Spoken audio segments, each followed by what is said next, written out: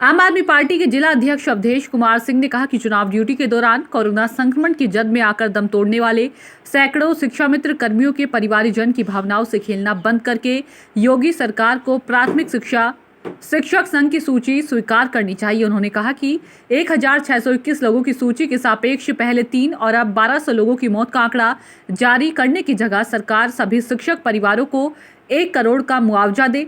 श्री सिंह ने कहा कि आम आदमी पार्टी ने पहले की सरकार से 1 करोड़ रुपए की मुआवजा दिलाने की मांग उठाई थी। पीड़ित परिवार के एक व्यक्ति को सरकारी नौकरी देने की मांग भी की थी, लेकिन सरकार ने कोई ध्यान नहीं दिया। कोरोना संक्रमण के बीच पंचायत चुनाव कराकर मुख्यमंत्री योगी आदित्यनाथ ने गांव-गांव तक महामारी फैलाने का काम किया और अब इसे छिपाने में लगे हैं। सीएम की जिद के कारण सैकड़ों परिवारों का जीवन खतरे में पड़ गया। उन्होंने कहा कि हाईकोर्ट ने भी इसे लेकर योगी सरकार को लताड़ा था। चुनाव ड्यूटी के दौरान कोरोना प्रोटोकॉल का सही तरीके से निर्वहन नहीं किया गया। सामने आया कि राज्य निर्वाचन आयोग की लापरवाही के कारण कई शिक्षा मित्र, शिक्षक, आशा, आंगनबाड़ी कार्यकर्ता आदि की मौतें हुई हैं। उनके परिवार के लोग सांसों के लिए संघर्ष कर रहे हैं। जिन कर्मचारियों की ड्यूटी के दौरान मृत्यु हुई है, उनके परिजनों को सरकारी नौकरी और 1 करोड़ का मुआवजा दिया जाए। आम आदमी पार्टी की मांग है कि कर्मचारियों के संक्रमित परिजनों के इलाज का पूरा खर्च सरकार उठाए।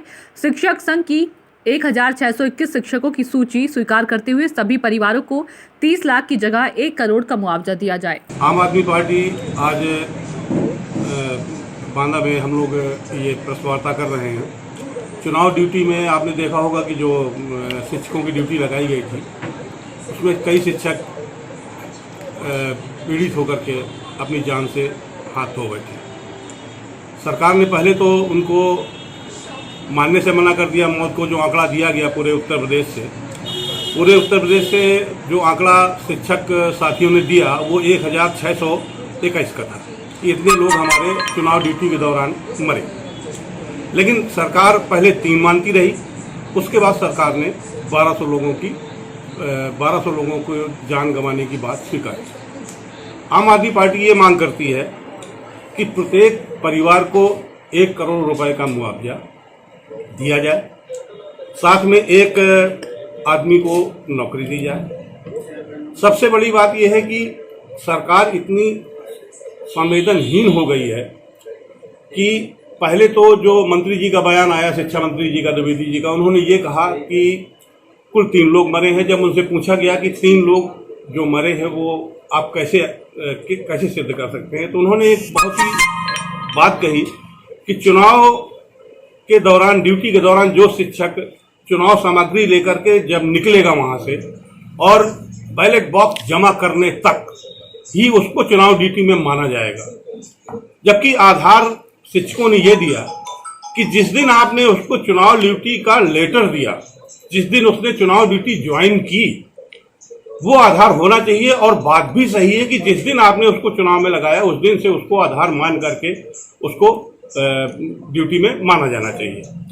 लेकिन चूंकि ये सरकार अपना खेल खेल रही थी, लेकिन जब दबाव पड़ा तब उन्होंने 1200 लोगों की मृत्यु स्वीकार की। असल में कितनी मौतें हुई है?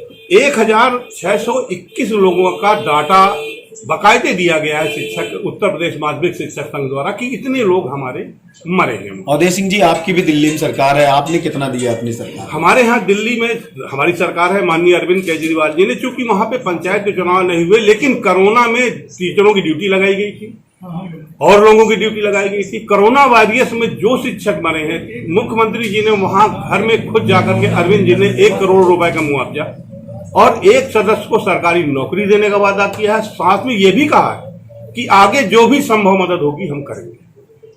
हम वही मांग करते हैं कि जो दिल्ली में हुआ है वही मॉडल आप अपनाइए।